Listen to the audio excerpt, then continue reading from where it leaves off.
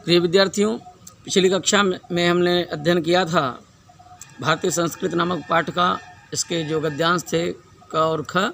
आज हम लोग अध्ययन करेंगे इसके अगले भाग का ग और घ का। भारतीय संस्कृति जो शीर्षक है, इसके लेखक डॉक्टर राजेंद्र प्रसाद जी हैं। तो आइए देखते हैं गद्यांश ग को कि डॉक्टर राजेंद्र प्रसाद जी क्या लिखते हैं। यह केवल एक काव्य भावना नहीं है, बल्कि एक ऐतिहासिक सत्य है जो हजारों वर्षों से अलग अलग अस्तित्व रखते हुए अनेकानेक जलप्रपातों और प्रवाहों का संगम स्थल बनकर एक प्रकांड और प्रगाढ़ समुद्र के रूप में भारत में व्याप्त है, जिसे भारतीय संस्कृति का नाम दे सकते हैं। इन अलग अलग नदियों के उद्गम भिन्न भिन्न हो सकते हैं और रहे हैं। इनकी धाराएं भी अलग अलग वही हैं और प्रदेश के अनुसार भिन्न भिन्न प्रकार के अन्न और फल फूल पैदा करती रही हैं, पर सब में एक ही शुद्ध, सुंदर, स्वस्थ और शीतल जल बहता रहा है, जो उद्गम और संगम में एक ही हो जाता है। तो यहाँ से ये ग जो गद्यांश है ये समाप्त होता है। तो आइए देखते हैं इसके प्रश्नों को। तो पहला प्रश्न है, उपर्युक्त गद्यांश का संदर्भ लिखिए। प्रस्तुत गद्यांश इसका उत्तर होगा। प्रस्तुत गद्यांश हमारी पाठ्य पुस्तक हिंदी गद्य के भारतीय संस्कृति नामक पाठ से अवतरित है और इसके लेखक डॉक्टर राजेंद्र प्रसाद जी हैं। तो द्वितीय प्रश्न को देखते हैं। गद्यांश के रेखांकित अंश की व्याख्या कीजिए। रेखांकित अंश आपका प्रारंभ होता है, यह केवल एक काव्य भावना नहीं है, बल्कि एक ऐतिहासिक सत्य है जो हजारों वर्षों से अलग अलग अस्तित्व रखते हुए अनेकानेक जलप्रपातों और प्रवाहों का संगम स्थल बनकर एक प्रकांड और प्रगाढ़ समुद्र के रूप में भारत में व्याप्त है, जिसे भारतीय संस्कृति का नाम दे सकते हैं। अर्थात इसमें इन्होंने इसकी परिभाषा बताई है कि भारतीय संस्कृति का स्वरूप कैसा है या भारतीय संस्कृति क्या है, इसकी पहचान क्या है। तो आइए व्याख्या को देखते हैं। यह केवल एक काव्य भावना नहीं है। डॉक्टर राजेंद्र प्रसाद जी कहते हैं कि हमने इसको लिखा, इसके विचारों को व्याख्यायित किया, इसका वर्णन किया है, तो यह केवल काव्य भावना के पर्पज से नहीं, उद्देश्य से नहीं है, अपितु यह एक ऐतिहासिक सत्य है। सत्य कैसा है आगे देखते हैं। जो हजारों वर्षों से अलग अलग अस्तित्व रखते हुए अनेकानेक जलप्रपातों और प्रवाहों का संगम स्थल बनकर एक प्रकांड और प्रगाढ़ समुद्र के रूप में भारत में व्याप्त है। अर्थात जलप्रपात और प्रवाह, इनका इन्होंने जो प्रतिबिंब बनाया है, इसे तुलना की है कि अर्थात हमारी की जो बोलियां हैं, हमने पिछली कक्षा में बताया था कि विभिन्नता में एकता भारतीय संस्कृति की पहचान है। विभिन्न जातियों, धर्मों, संप्रदायों के लोग यहाँ रहते हैं, तो विभिन्न जातियों, धर्मों, संप्रदायों, बोलियों की तुलना इन्होंने जलप्रपातों और प्रवाहों से की है कि जैसे विभिन्न नदियां भारत में बहती हैं, विभिन्न जलप्रपात पूरे भारत में या विश्व में पाए जाते हैं, लेकिन सबका संगम स्थल एक समुद्र होता है। जो नदियां, नहरें, नाले सब बह रहे हैं, वो जाकर अंत में किसी एक समुद्र में समाहित हो जाते हैं, वो एकाकार हो जाते हैं। ठीक उसी प्रकार से भारत में रहने वाले विभिन्न जातियों, धर्मों, संप्रदायों के लोग जो बोली में, भाषा में, रंग रूप में, आचार व्यवहार में, वेशभूषा में एक दूसरे से भिन्न हैं, लेकिन फिर भी भारत में रहते हैं, भारतीय बन करके। और यही जो विभिन्नता में एकता है, जो अलग अलग इनका स्वरूप होने के बावजूद भी ये एक बने हुए हैं, यही भारतीय संस्कृति कहलाती है। यानी कि इसका जो मूल अर्थ ये है कि हम भले भी किसी अन्य धर्म को मानने वाले हों, कोई दूसरी भाषा बोलने वाले हों, दूसरे प्रकार का वस्त्र धारण करने वाले हों, जो हमारे पारंपरिक परिधान हैं, उत्तर का अलग है, दक्षिण का अलग है, पूरब का अलग है, पश्चिम का अलग है, तो हम इतना बटे होने के बावजूद भी कहीं न कहीं हमारे अंदर एक भावना निकल करके आती है। हमारे अंदर एक भावना हमेशा लोगों को प्रभावित करती रहती है, वो भारतीयता की, राष्ट्रीयता की, कि हम भले भी किसी भी जाति, धर्म, वर्ण, संप्रदाय में क्यों न बटे हों, लेकिन मूलतः हम एक हैं कि सबसे पहले हम भारतवासी हैं। तो यही भारतीय संस्कृति की प्रमुख विशेषता है कि हम भले भी कितने अलग अलग क्यों ना हों, लेकिन वास्तवतः हम भारत के नागरिक हैं और भारतीय हैं। तो आइए अगले प्रश्न को देखते हैं। उपर्युक्त गद्यांश के आधार पर भारतीय संस्कृति की एक विशेषता बताइए। बहुत ही सरल प्रश्न है कि भारतीय संस्कृति की विशेषता क्या है पाठ के आधार पर या गद्यांश के आधार पर। तो भारतीय जो गद्यांश है, गद्यांश में यही बताया गया है कि हम विभिन्न जातियों धर्मों में बटे हैं, फिर भी हम एक हैं। तो इसको अगर एक पंक्ति में हमें लिखना हो, एक वाक्य में अगर कहना है, तो हम लिख सकते हैं, कह सकते हैं, अनेकता में एकता या विभिन्नता में एकता। ये भारतीय संस्कृति की प्रमुख विशेषता है। इसको आप लोग उत्तर में लिखेंगे कि उपर्युक्त गद्यांश के आधार पर भारतीय संस्कृति की विशेषता। तो भारतीय संस्कृति की प्रमुख जो विशेषता है वो है अनेकता में एकता। तो आइए अब देखते हैं अगले गद्यांश को, घ को। आज हम इसी निर्मल और शुद्ध शीतल और स्वस्थ अमृत के तलाश में हैं। ये रेखांकित भाग है पूरा, जो ये गद्यांश है घ, ये पूरा रेखांकित है, हमें इसकी पूरी व्याख्या देखनी है। तो इसको ध्यान से सुनिएगा कि आज हम इसी निर्मल शुद्ध शीतल और स्वस्थ अमृत की तलाश में हैं और हमारी इच्छा, अभिलाषा और प्रयत्न यह है कि वह इन सभी अलग अलग बहती हुई नदियों में अभी भी उसी तरह बहता रहे और इनको वह अमर तत्व देता रहे, जो ज़माने के हजारों थपेड़ों को बर्दाश्त करता हुआ भी आज हमारे अस्तित्व को कायम रखे हुए है और रखेगा। तो यह गद्यांश यहाँ समाप्त होता है। संपूर्ण गद्यांश से रेखांकित है। तो द्वितीय प्रश्न जो रेखांकित भाग आएगा तो उसकी व्याख्या को हम सीधा देखेंगे। तो पहला प्रश्न यही है कि गद्यांश का संदर्भ। तो गद्यांश का संदर्भ कैसे लिखना है हमने बता दिया है, तो उसको आप लोग समझ चुके हैं, तो ऐसे ही इसको लिख देना है। तो दूसरा प्रश्न है गद्यांश के रेखांकित अंश की व्याख्या। तो संपूर्ण गद्यांश ही ये रेखांकित है। तो इसकी व्याख्या को देखते हैं। आज हम इसी निर्मल शुद्ध शीतल और स्वस्थ अमृत की तलाश में हैं और हमारी इच्छा, अभिलाषा और प्रयत्न यह है कि वह इन सभी अलग अलग बहती हुई नदियों में अभी भी उसी तरह बहता रहे और इनको अमर तत्व देता रहे, जो ज़माने के हजारों थपेड़ों को बर्दाश्त करता हुआ भी आज हमारे अस्तित्व को कायम रखे और रखेगा। आज हम इसी निर्मल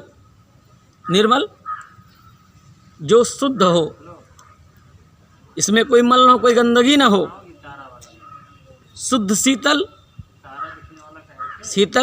ठंडक देने वाली स्वस्थ अमृत की तलाश में है।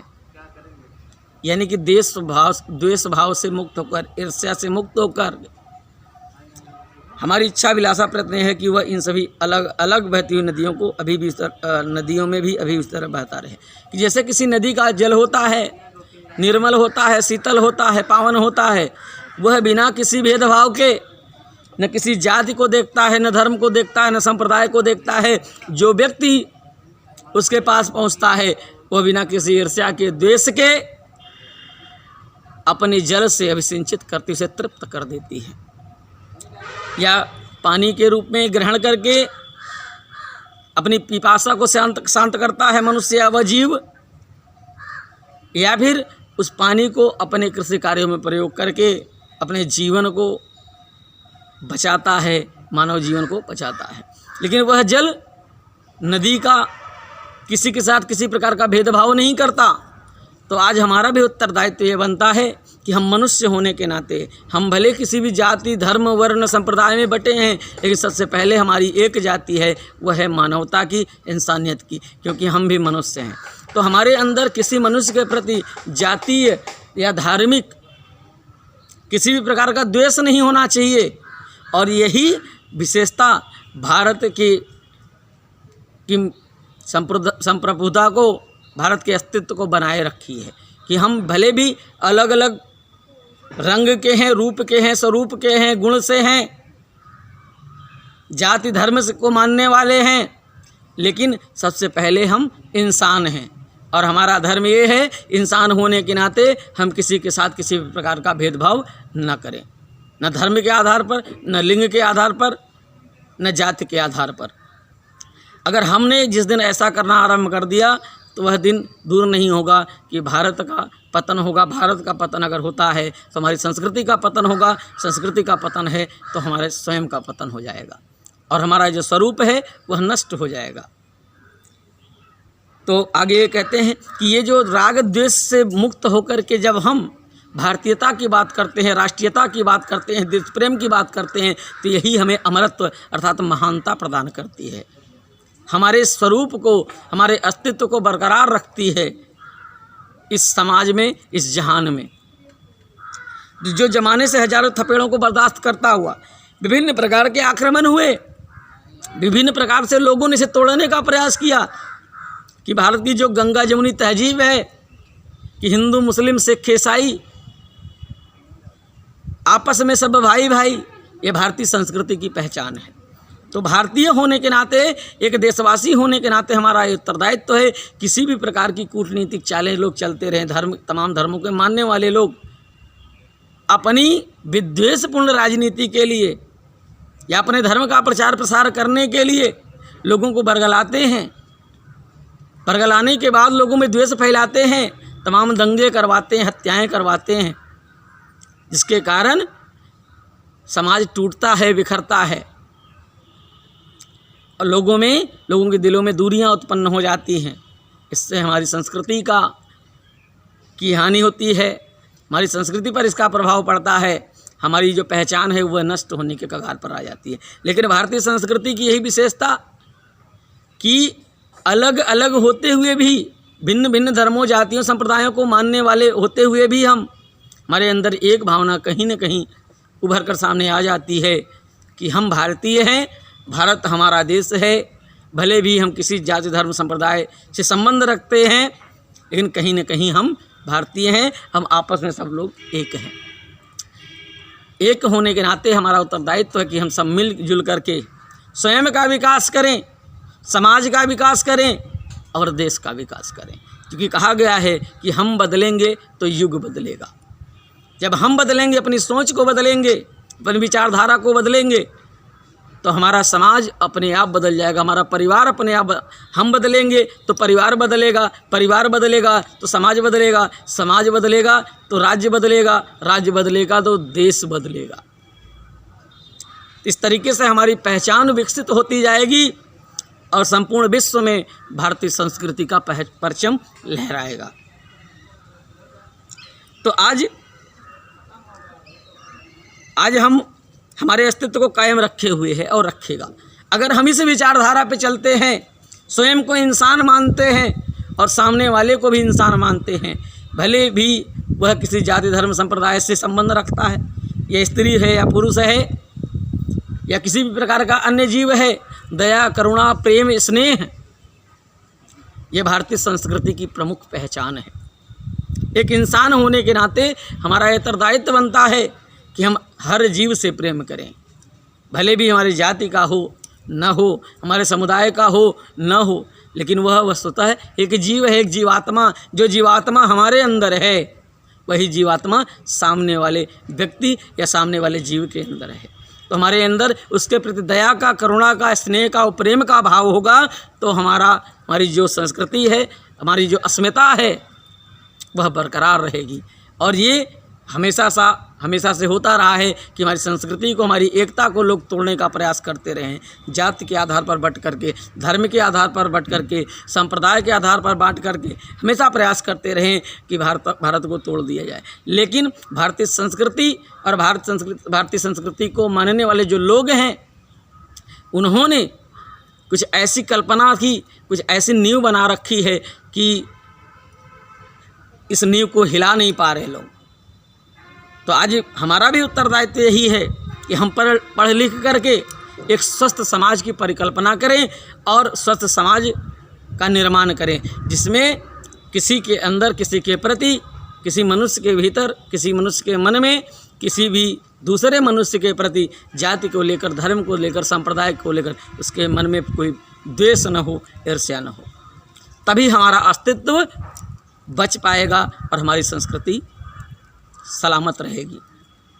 तो इस प्रकार से यह व्याख्या यहाँ पर समाप्त होती है।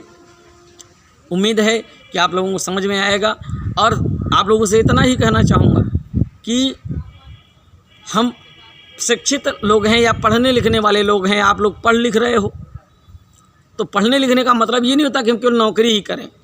पढ़ने लिखने का मतलब ये होता है कि हमारे अंदर तार्किकता आए, बुद्धिमत्ता आए, और मनुष्य संसार का सबसे बुद्धिजीवी प्राणी कहा जाता है। तो बुद्धिजीवी होने के साथ साथ उसके अंदर, शिक्षित होने के साथ साथ, बुद्धिजीवी होने के साथ साथ उसके अंदर दया, करुणा, प्रेम और स्नेह का भाव होना चाहिए। रहीमदास ने लिखा है, दीन सबन को लखत हैं, दीन ही लखे न कोय, जो दीन न को लखत हैं, दीन बंधु सम होय।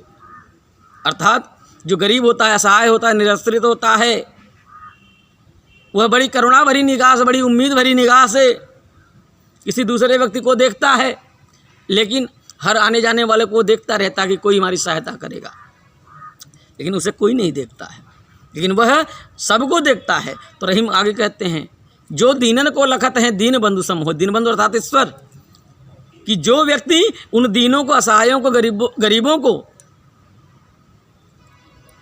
देखता है, अर्थात उनकी सहायता करता है, उनसे प्रेम करता है, स्नेह करता है, वह वास्तव में ईश्वर के स्वरूप हो जाता है, ईश्वर का स्वरूप प्राप्त कर लेता है, अर्थात ईश्वर के समान हो जाता है। तो हम किसी अन्य भगवान को जो मंदिर, मस्जिद, शिवालय, गुरुद्वारे, चर्च में ढूंढते हैं, उसकी अपेक्षा हम अपने हृदय में उसे खोजें और इंसान बने। अगर हम इंसान बन जाते हैं, उन मानव मूल्यों को समझ लेते हैं, तो हम किसी भगवान से कम नहीं होंगे। इस को ध्यान में रखते हुए समाज में किसी भी प्रकार का विघटन न होने दें और स्वयं प्रयास करें कि हमारी समरसता, हमारा प्रेम और भाईचारा सदैव बरकरार रहे। इसी के साथ कक्षा यहीं पर समाप्त होती है। आप सभी का जीवन मंगलमय हो, सभी लोग स्वस्थ रहें, मस्त रहें, आनंदित रहें।